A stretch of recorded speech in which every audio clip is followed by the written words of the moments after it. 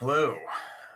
I had to switch hoodies today because I went outside and it's snowing in Tucson, and there was enough snow on me that my hoodie got wet, which is totally bizarre. I know everybody that lives in an appropriately winter weather place like Jennifer and Sarah. It's somewhat silly, but when it snows in Arizona, it's rare enough that it's super enjoyable. So. And the sun has just come out, and what little had stuck to the ground, what little accumulation there was, is quickly melting. So welcome to another edition of Afternoon Idle. My name is Andrew. I'm a Unified Mindfulness Meditation Coach, certified in the Unified Mindfulness System. You can find out more about at unifiedmindfulness.com. I am many things, but I am not a certified mental health professional, nor am I a therapist, nor am I authorized to teach in any Buddhist tradition. Although yesterday we did explore the fact that I am an ordained Buddhist priest, which isn't hard. If you want to be an ordained Buddhist priest, you can go online and do that too. Depending on the state you live in, it may make you qualified to be an officiate at for performing weddings, which I've done now twice. So hope you're all well. I know we've got a few folks that are regularly here. So today, with the notion of flow, not to be confused with the positive psychology view of flow or flow states. Often flow, when we hear about it in positive psychology, we're referring to a flow state. And it's that idea is not what we're talking about. In flow, we're talking about noticing change in our sensory experience. So the idea being that we can see that the sensations on the skin are shifting. There's maybe a shifting quality around the fact that the breath is changing. And so when we settle in and get still, then we may begin to see or become a little more sensitized to this notion of flow. And I particularly enjoy the feel dimension of flow. So if you're new, Unified Mindfulness has this skills-based lens that we put on meditation. So mindfulness meditation, I should say. And that is, mindful awareness is really what is produced by three particular skills coming together. Concentration, so our ability to place our attention where we want for as long as we want. Sensory clarity, or the ability for us to real-time track what's going on in the body. And then this idea of equanimity, or as Jeff refers to it as the inner smoothness muscle, or that quality of equanimity allows us to be kind of a inner Fonzie, which is his recent daily trip on Monday was about the Fonzie effect. So equanimity is about not pushing or pulling on your sensory experience. Again, always encourage you to push and pull and appropriately represent yourself in a way in the outside world. So we're not saying be a doormat or I'm so chill, I'm not going to stand up for myself. Not at all. We're saying is equanimity is about our ability to be a friendly presence for ourselves, to sit with the experience as it is when we feel that we're resourced. So flow is a way for us to begin to look at kind of all three of those skills at once. We need concentration power to be able to place our attention in a range to see that. We need a decent amount of sensory clarity to be able to see the change. That's our definition of flow. So a sensory experience that's changing. So either it's increasing or it's decreasing, or maybe it's oscillating. So in Shinzen terms, you might refer to that oscillation as the fact that we have some sort of contraction around a sensory experience, and then maybe an expansion, and then an alternation between those, perhaps. And then the equanimity allows us to remain in that concentration and clarity position, to check it out. And then finally, the categories that we meet, experience, in there are see, hear, and feel. And the feel sort of pillar of experience, or that category that we can sort our experiences into, that can be both our emotional body sensations that we'll feel, or our external body sensations, either one. But for me, as someone who lived in his head very, very much prior to becoming a sort of normal practitioner, normal meditation practitioner, the feel dimension has been really important for me. And particularly feel flow. I didn't have a real good sensitivity to it at the very beginning, but over time and through sitting. So when people talk about, you should sit retreats, you have to sit retreats. Part of the benefit of being able to sit a retreat, which is hard to do now, is continuity of practice. So we have continuity of practice over time, and so we can begin to kind of notice a subtle flow, and then as we sit more and more, we begin to see a little more of that. So we'll do feel flow as our do something representative in our contrast sit, and we'll contrast that with doing nothing. When I say do nothing, it's a particular category or particular type of technique where we're allowing whatever happens in our experience to happen.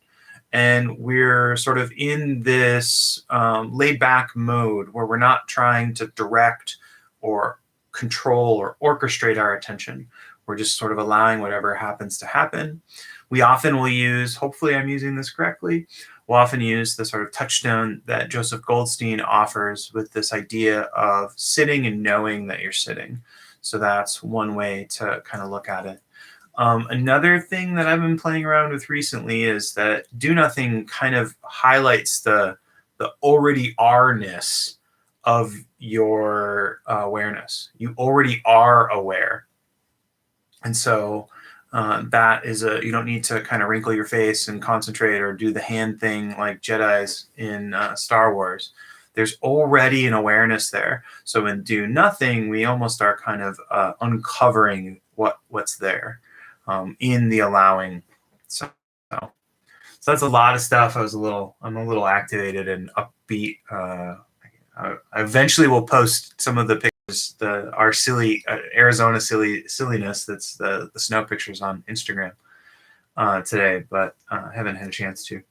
So if you have questions, comments, you can post those in chat before we move on to our actual sit, till we do this. And as always, we'll sit for just a little bit over 15 minutes. You're welcome to do any technique that you want during that time. I can kind of allow my guidance to go into the background. And so very happy to see Angie and Jennifer and Gabrielle as well, and Sarah today, and whoever else is joining us, both live and after. I know there's a couple folks that'll watch the recording, so hello to you. All right, let's do this.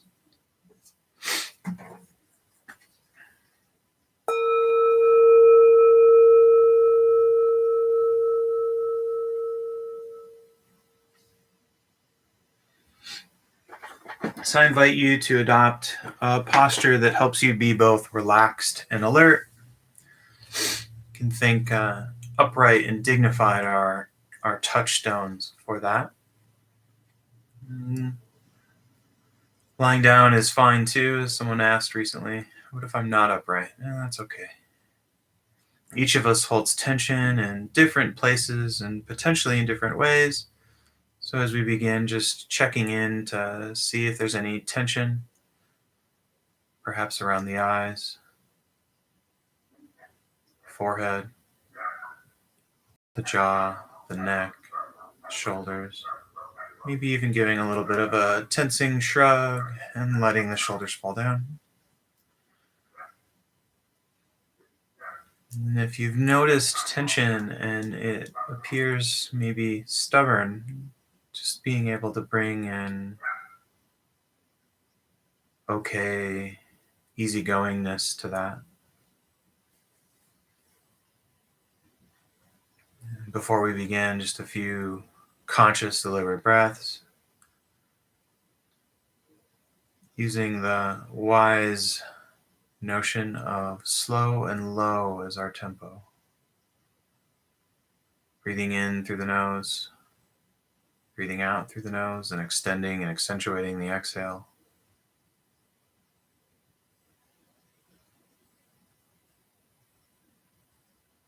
And doing this allows us to breathe lower into the lungs, settling with each breath. In doing this, we cue the nervous system that it's okay to shift into a rest and relaxation mode.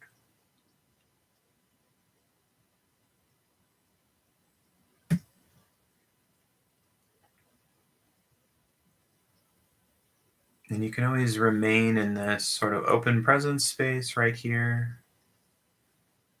It's a total viable path.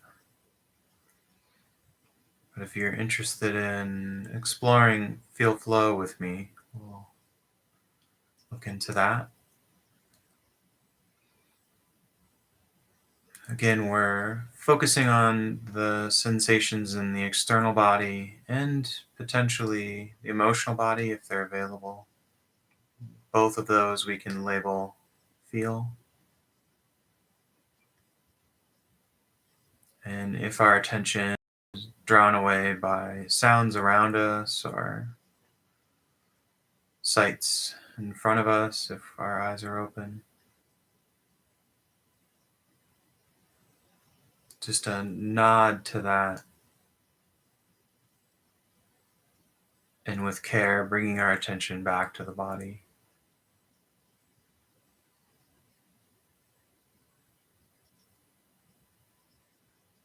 And as we feel into the sensations of the body, we can use a bit of a rhythmic or sort of metronome noting around sensations that are available in the body.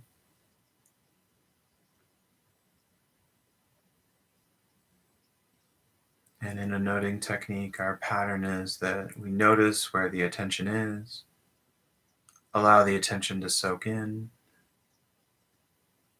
and optionally label.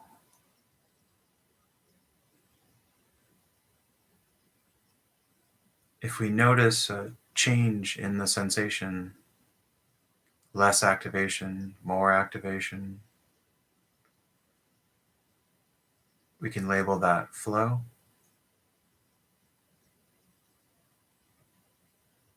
And if flow is not available, no big deal. We remain within our body sensations and allow the attention to notice whatever is available in the body. So explore, feel flow.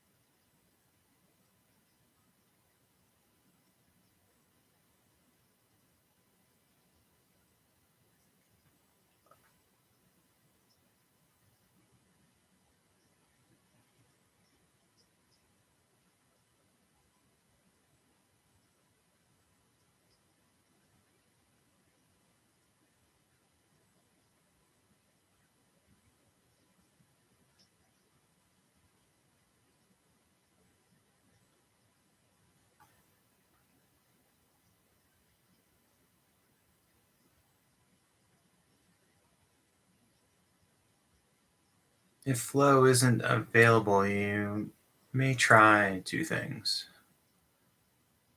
One is to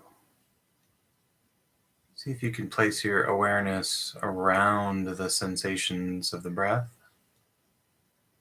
maybe the rib cage,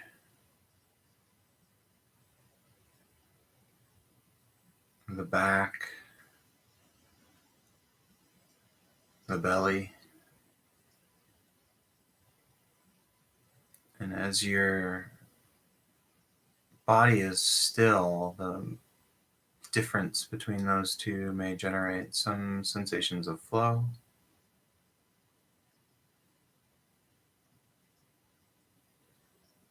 And the second option would be if you're not feeling particularly sharp in your concentration, checking with your posture and doing a mini reset, stretching up and settling back in. Very succinct prompt that Shinzen uses on the start of a sit. But you're welcome to stretch up and settle in throughout the sit.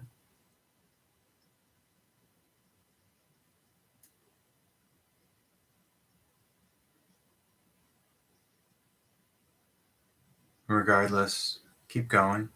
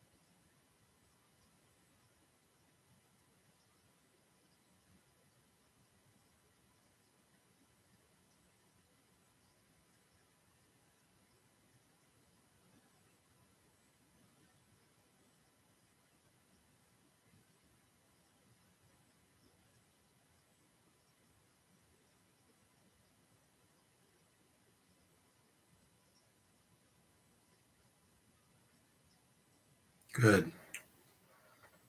So now you're welcome to stay with the exploration of flow. It's totally your choice. But I invite you to shift into our do nothing practice, allowing the momentum of our feel flow exploration to carry you into this space and see if you can coast on that effort. Again, sitting and knowing that we're sitting, or if the other instructions resonate more, letting whatever happens happen, and dropping any attempts to control or orchestrate our attention.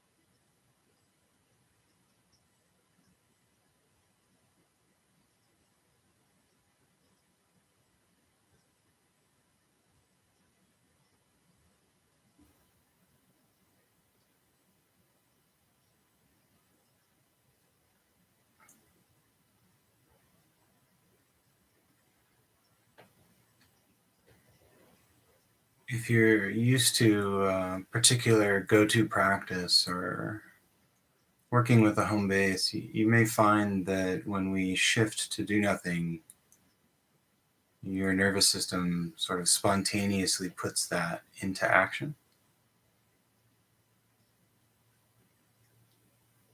And that's totally fine and very interesting. If you want, you can try to drop that. But if you're like me, you'll notice that often the nervous system goes back to doing that. So you can think of this as part of the equanimity skill. So if your nervous system wants to count breaths, then let it count breaths, whatever it might be.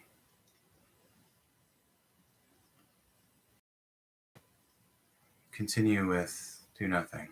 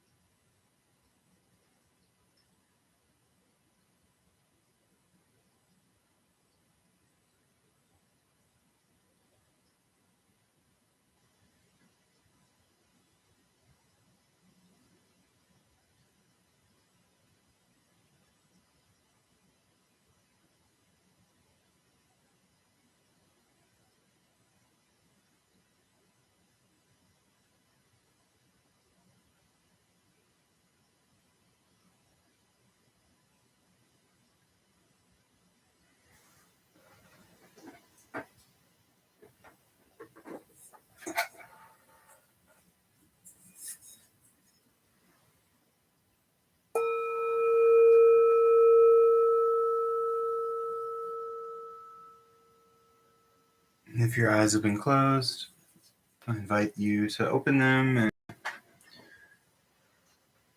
connect to your surroundings at your own pace. Thank you for your practice. Thank you for spending 20 plus minutes with me. Thank you for making it to your seat and showing up. Appreciate that. It's really at the end, that's to me, that's the one thing I think about with practice is just got to show up.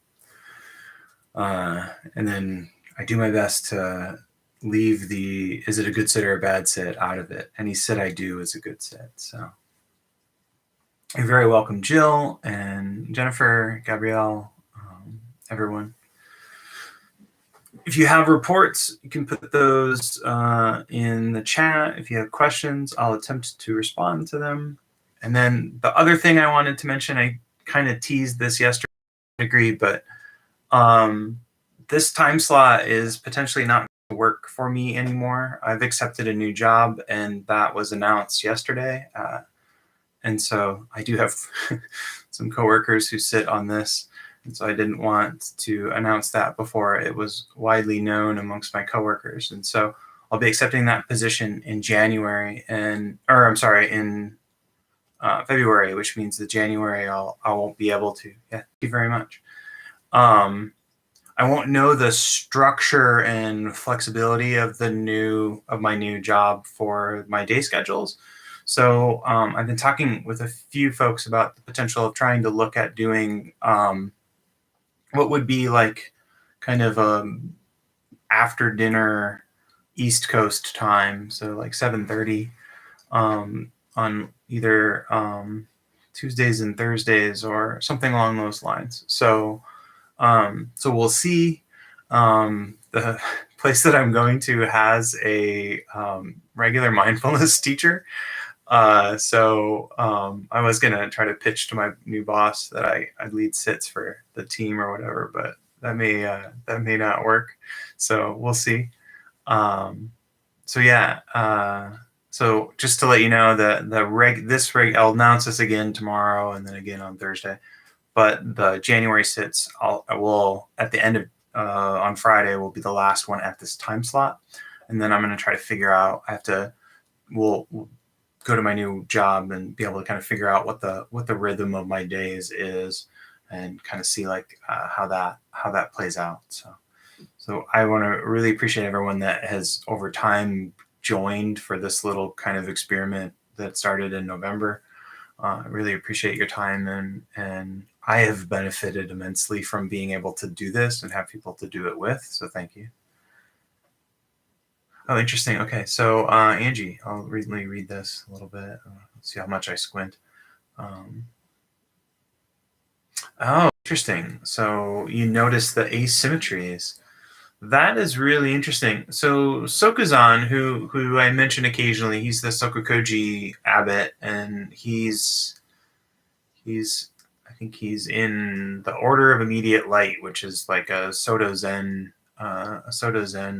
school, and he does that. Sokokoji's in Michigan. He talks about the radicalness of sitting symmetrical and how the symmetry of the posture helps us to see asymmetries in our experience. So that's interesting. So I'd be curious if you're right-handed or left-handed, and if any of that seems to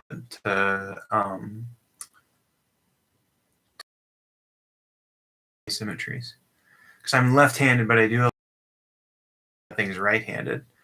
I didn't really have anybody to teach me football or baseball around, or like my dad. I had a dad who was there, but he wasn't a sports kind of guy. He's an electrical engineer.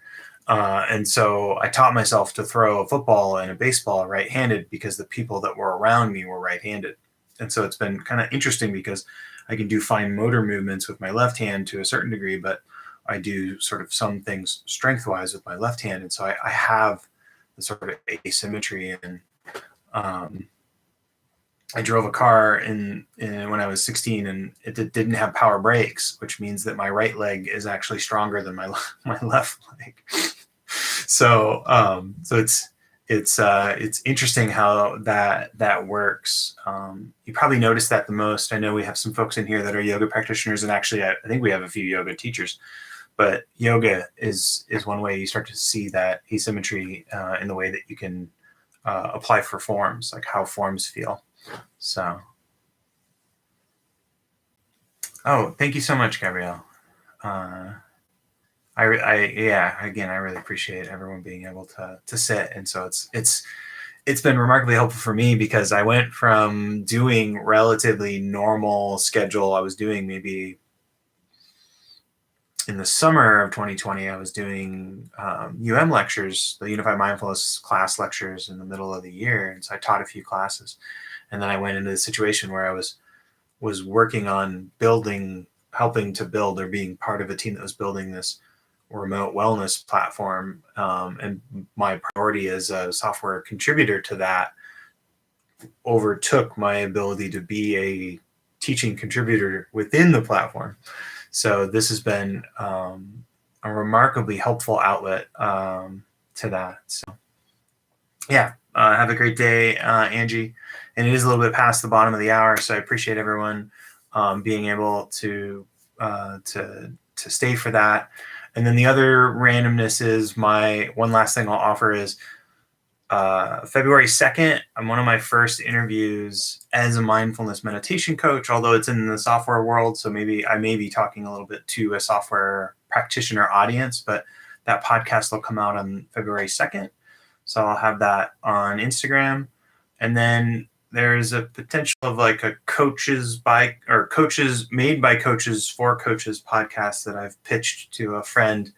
And so there may be some like practitioner and sort of how we see guiding and things like that that may come about, because the Star Wars podcast that I've been doing is now kind of, we're in a waiting period. We're like in hibernation while we wait for the next season of the show of the Mandalorian to come out.